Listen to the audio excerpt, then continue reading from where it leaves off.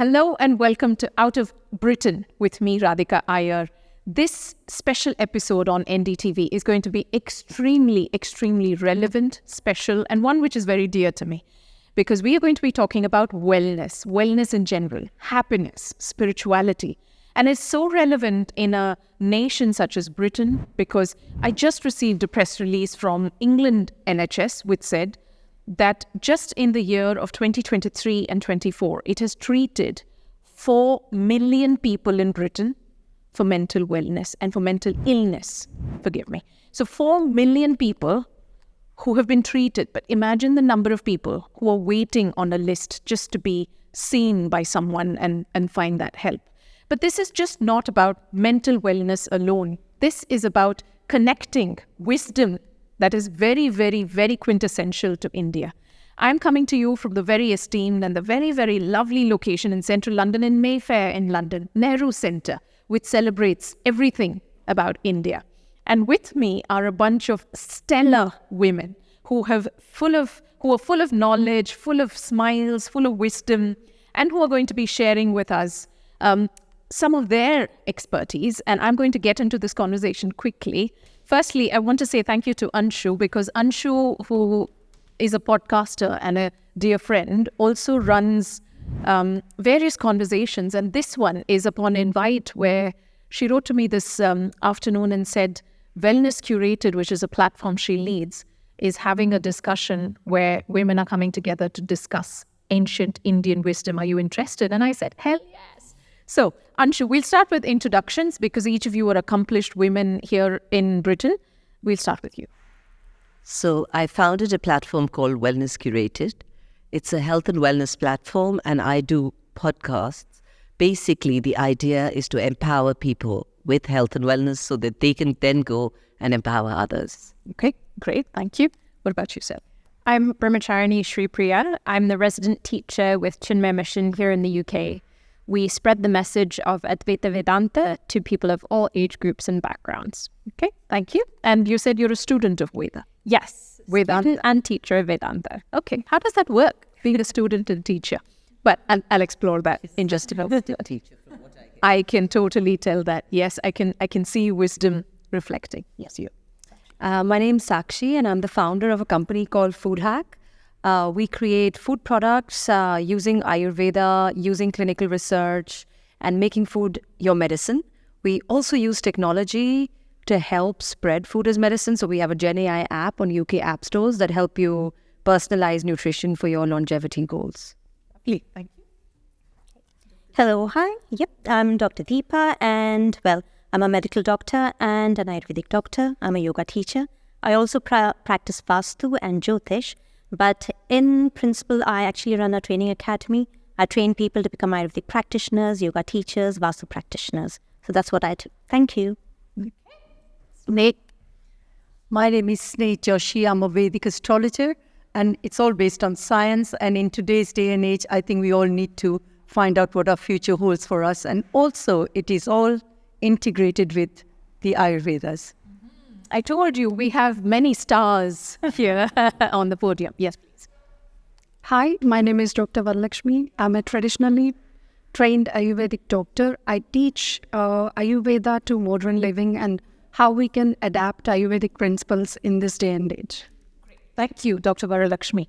I'll start with this. I'm a news journalist, so forgive me for bringing out the numbers and the statistics and things which may not sound very pleasant, but 1 in 6 people in Britain are suffering from mental illness.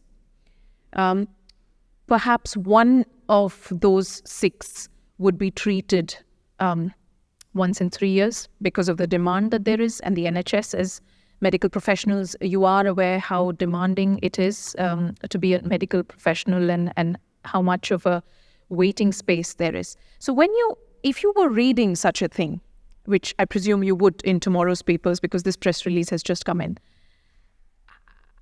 the core and the DNA that you have within you of being Indian origin, of knowing so much about Ayurveda, wellness, yoga in your case, astrology in your case, so much of science and wisdom from Vedanta philosophy, how would you react to such a such a piece when you think of it. You want to go? Of course, all these 4-5 sciences that we've talked about, be it Ayurveda, Yoga, Vastu, Jyotish, the way we look into it from a Vedic point of view is that these are the 4 healing sciences of everyday life. So if I were to read something like that in the newspaper, the first thing that would come to my mind is, yes, yoga would definitely help, but in coordination with Ayurveda and, of course, Jyotish, Vastu, it is a combination of it all. And sometimes when we look into mental health illness, of course, on one hand, they can be quite severe, but it is how we approach it. That is when we see real, proper, but permanent changes. It's not just about, as we were talking earlier, popping pills. It's all about looking at a person in a more holistic way. And we, all of us, are very, very fortunate that we come from that background and tradition where we can actually apply all these 4 sciences in a more holistic way. Did you ever think of something that we do most involuntarily in our everyday lives without realizing this is Ayurveda, this is yoga, this is why I have the grit and I'm able to survive the challenges that life throws at me, especially particularly I'm not living in India, which is my comfort zone. I'm away from India. So what do you involuntarily think of? So it was really interesting you should mention that, because there's something that actually Sakshi does, which today we've organized through someone else, but there are these turmeric latte shots, which is haldi ka doodh. I think every Indian everywhere drinks haldi ka doodh. They have pains, they have aches, they drink haldi ka doodh. You also see a lot of people doing different forms of breath work. We call it pranayam, but every Indian child has been taught to do some form of breath work when they're nervous, when they're tense, and that helps. I mean, there's a lot that we don't realize, which is a part of our system. It's just there. The DNA. It's part of our DNA we've inherited. Like, you find so many people doing Surya Namaskar to the sun, sun salutations to the sun, which, again, I mean, when I do that, it sets me up for the day.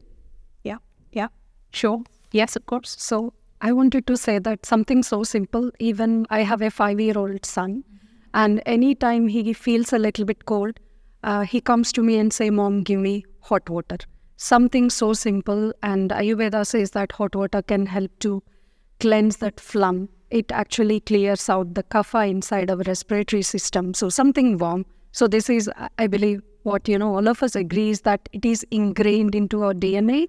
Something so simple, something so natural for us, I believe. So I think we need it to bring it more into our lives. Yeah, and make it also shareable knowledge for a nation such as Britain or anywhere in the West, which is so welcoming and ready to receive this wisdom. In our cultural background, I think that's where it all stops.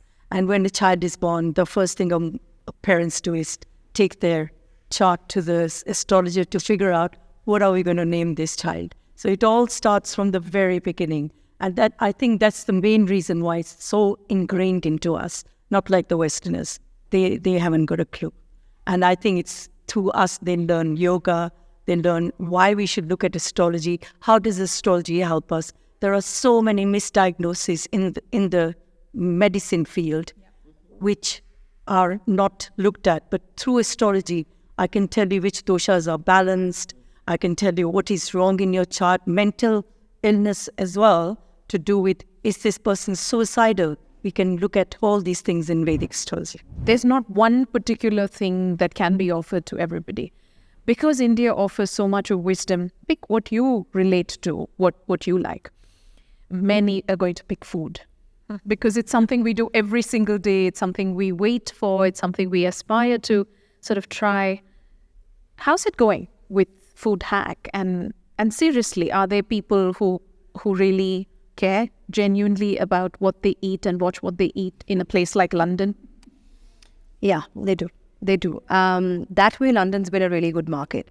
And like you, even I like numbers and statistics, right? So going back to your initial question of, 4 million people suffering from mental health, I'll add another statistic to that. Yes. Look at the NHS budget deficits and look how they've been growing. I think there's a budget deficit of like over $55 billion. At least that's the last number I read in the Financial Times. How is the NHS going to bridge that gap? I want to ask you that. Are they going to raise taxes? How much more can you raise taxes? Right? There's only one way to actually fix it, is alternative medicine. wellness, prevention. Prevention is better than cure. Whether it's through Vedanta, where you're trying to find joy and happiness, because what is mental health? Is the quest to find joy and happiness within you, right? Now, coming to food, there's about over 1,000 neurons that your gut and your brain shares. And actually, if you think about a country's wellness index... Wait, sorry, you lost me there. There are 1,000 neurons that are... neurons are like the stuff that's in here, right? Like they need to be firing at the right firepower for you to function properly. Yeah. There's over 1,000 of them that are shared between the gut and the mind, right? So you have billions of gut microbiome bacteria, good bacteria, right? So if you feed it good stuff, that results in good neurons results in happiness. Happiness actually results in a country's wellness index. That means less war, less terrorism, less theft. Yeah. So actually, if you look at it from, a 10,000-foot view with numbers and data and statistics, I actually don't think that the Western world has a choice but to now open their eyes to all this ancient wisdom where you're looking at plants and nature and within yourselves and, practices to try and prevent illnesses. Because the majority of the healthcare spend actually goes on chronic diseases. Chronic diseases are lifestyle related. Right. Only 5% of these diseases are caused by genes. 95. So if someone says, oh, I have it in my genes, it's not necessarily true. Only 5% are triggered by those genes that cannot be reversed with lifestyle. 95% of those genetic diseases can actually be switched off. And like you said, 80% of your lifestyle is food. Yeah. Which is why I went after it. I mean, I also had a personal story, just like Anshu does over here, where I developed a rare liver breakdown that I managed to reverse by changing my food, even though doctors said to me it can't be done. And lucky for me, I have a healthcare background. So I go straight to the research to find out what can be done, because in life you don't give up. So that's how this sort of journey of Food Hack started, where actually the world does deserve to get access to preventative, alternative medicine. Food is medicine. I mean, now you have music as medicine and so many things, Yeah. Indian music is becoming. Yeah. One thing I want to add to what Sakshi said. So from all the podcasts that I've had with Indian and non-Indian practitioners, gut is a very important, exactly what Sakshi said, that the gut is very important in mental health. You sort out the gut, you're on your way to sorting mental health. Yeah. Okay. It's all about that gut feeling. And can I add one more thing about statistics? Okay, yes. Hold on to your thought. Here's what I'm going to do. I'm going to take a break because Sakshi has actually given me a segue into looking within, like Sri Priya suggests, quite strongly. And I think all of us here on this table, and I want to say we are accomplished, empowered women who choose to be happy, who choose to share wisdom. And that's a choice we have made. But we have stories to tell. And we have personal stories to tell, which has perhaps motivated us to lead a lifestyle such as what we represent today. So I'm going to dwell into that a little bit just after this break, but we'll start with your fact, because I'm a news journalist and I always will be. You will have personal stories too, and I'm sure this is something that you're connecting with. So stay tuned, and just after this break, we'll come back with more. Welcome back. How relevant is India's ancient wisdom for life today in Britain, especially at a time when there is so much of mental wellness related quest, and at a time when women are migrating in large numbers, especially to a place such as Britain. And here with me is a panel of some stellar women. Thanks so much for being and staying with us. Deepa, we'll start with you. You said you have statistics to share. Yes, yeah. Talking about statistics, even I love those coming from a medical background. And I read an article, it was a medical article, where it said that there are approximately 7.2 million people on a waiting list. That means they have to wait for at least a year for various different illnesses and conditions, even to get a blood test done or an X-ray, MRI, and so on. And as I'm reading this article, I'm thinking, I wish, even if not all the 7 million, even it was maybe 100,000 people knew about Ayurveda, Yoga, Vastu, Jyotish. I know I talk about Vastu also because the science of spaces actually does impact us big time. And even if some of them actually looked into these other sciences, whereby, as you were saying, food, food is such a big thing in terms of our, be it inner and outer well-being. So someone like, just a very quick example is, I remember I took my son to a dentist and he had some pain. And then he was only 7 or 8 years old. And of course, he used to eat a lot of spicy and sour foods. And I know Ayurvedically that, it is not good for this bit. And when the dentist says, oh, maybe he might need some antibiotics, and I asked him, okay, fine, that's good. But what about food? His face went blank. And I'm like, no, that is where science needs to be integrative, whereby you may have these ailments and conditions, but include food, because food, as we say, food is medicine. We are what we eat, be it in our mind, in our body, in our energies, in our koshas, everything. So statistics, if even 7.2 million, but out of that, 10% of those look towards these kind of sciences, I'm sure the NHS waiting list would really drop down very fast. We should be a supply. I'm sure. What's your story? What's my story? Why wellness curate? So Wellness Curated, as I said earlier, was started because I had a personal health situation in my family. And it was just, this is my debt of gratitude to the universe, because I'm so grateful today that everything is okay. And the therapists I met, the wisdom I've had from the likes of all of you, I want everyone to get access to that. So that's why the platform where people can come to listen, learn, implement. Yes. Thank you. Thanks for doing that. Snake, what's your story? Okay, my story is I'm a biochemist by profession, and I've done PhD in biochemistry. A biochemist by profession, Absolutely. who's always reading the sciences. Well, there you go. I was very young, and of course my parents are Indian, so obviously we looked to astrology, and I knew about astrology. And when I had a few problems when I was growing up, I went to a few astrologers, and all I heard is, somebody's done something to you, can we sort it out for you? And I got really fed up of that narrative. So I was having at this stage I got married, I was having my children, and I wasn't working. My husband was a businessman. I decided, I'm going to look at my own chart. And that's where I picked up astrology. I met all my gurus, and my husband is my top guru, by the way. He's an accountant by profession, and he taught me a lot of astrology when in those days we did not have any computers. All right, I'm going to be 70 this year. So I'm going back 40 years, literally 40 years. You've done astrology for 40 years. 40 years, yeah. And that's what took me onto this platform. And I realized that there are a lot of charlatans in this field. So you need to be very careful who you go to. Talking about food, that was very interesting what Deepa said.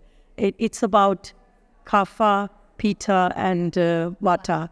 And if you can look in your chart, you can see what you're prone to, and you can adjust it accordingly. So there's so much in astrology that can help it. Okay. Well, let's try. So when I was little, honestly, I was this science buff. Like, if you bring me anything that is not related to research, as Sakshi was saying earlier, I was thinking to myself, everything has to be research-based. I used to catch cockroaches and then just dissect them. So that was into science and research. But when I was around like maybe 12, 13 years, as you grow up and I start to have my, periods and stuff, I start to have a lot of hormonal imbalances. And I visited like every known doctor in a very small town, Kakinada, where I come from. No one could put a finger on it. No one can do anything. I keep struggling every month on month. So then my dad took me to this Ayurvedic doctor first time. And he checked my pulse. He took the nadi. And then the first question he asked me was, what did you eat? What are you eating? Are you eating a lot of, I used to like a lot of pickles and stuff. So he asked me, what are you eating? Are you eating a lot of pickles and stuff? That was the first time ever in my life a doctor actually cared about what I ate when it come to my health condition. So that made me very, very curious. Why does he care about what I ate? What does it has anything to do with my health? Because up until that point, my understanding of science is about taking a pill and you get better and you go on with your life. So that's how I went on and I studied under him for a few years. And then when I came to intermediate and then reached that age, I chose Ayurveda and then became Ayurvedic practitioner. So Thank you for sharing. Okay, we have 30 seconds each. You have stories to share? Yes, well, I'm originally from India, born and brought up there, and all my studies are from India. People do ask me how come being a medical doctor you've moved into Ayurveda. It's actually the other way around. I come from a family of Ayurvedic practitioners, yoga teachers. My aunts and uncles have been deans and professors at university. But it's a very Indian attitude. I'm sure we all know that even when you're vaguely intelligent, they're like, oh, why do you want to study Ayurveda? You should become a medical doctor. So that is how I first qualified in gastroenterology. But then after that, I went on to study Ayurveda again in India, and then yoga, Vastu, Jyotish, all of that. So through that, my story is that whatever that I've been taught by my professors, my family members, one thing that they have told me is, yes, Ayurveda, yoga, Vastu, Jyotish, these are great sciences. No, it's knowledge. Knowledge is everything, it's bliss. But it is of no use if you can't put it into practice. So through my practice, through my academy, everything that I do, my aim is to make these sciences so practical so that people can take away and say, you know what, I've actually seen a difference. Absolutely, yeah. Thank you. What was CV she would make? Not a CV. Each of you. Yeah. And you. So actually, I studied biotech as well, and first job was at Pfizer. Then kind of moved into investing in life sciences, where I mentioned previously, the learning professionally was that by the time you get a disease, it's too late. You know, it's all to do with lifestyle, but actually doctors don't study nutrition, there's no intelligence behind food, clinical research is quite noisy, and it's very noisy because it's funded by a lot of these large companies that are the large lobbyists and taxpayers, and they want you to get biased, and you know that's why you have fad diets and stuff. There is no intelligence behind it.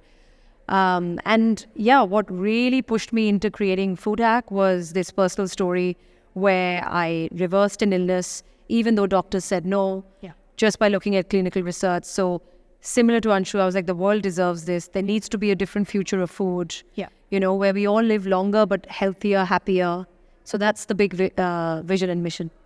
Lovely. Thank you so much for sharing your personal stories. I know it takes courage and perhaps takes you back a few years and makes you nostalgic, but maybe I should have told you this, viewers, when I asked your stories. Each of us must be struggling with, the change is too much to make. It'll take a lot of effort from me to make a little change. But look at these stories. These are stories of women who had normal lives such as yours and mine, and then who just decided that I'm going to take control of things and then I'm going to try and learn, and now are experts in their own field and are helping all of us get better and get happier. And if they're able to do it, I can, you can. And so it doesn't matter where you are in your journey in life, how within you're able to look, but as long as you can start from today with little things, maybe like Shri Priya said, pick what you relate to, what you like, and what is easy for you, and maybe stick to that. And if you don't like it, there's an alternative, because that's the beauty of India, right? It has so much to offer in terms of wisdom and knowledge, and spread it, because that's the beauty of being also in a city such as London, which is such a voice in the world, that when we speak from here, I think it's a bit louder, if you agree, compared to from many other places. So happy with those final thoughts? Is that a good summary? Okay, great. Thank you ever so much. If you have comments, or if you want to reach out to any of our lovely panelists here, please pop in a comment and we'll find a way to make that happen. Thanks ever so much indeed, and wishing you all good luck, great happiness. Radhika Iyer signing off.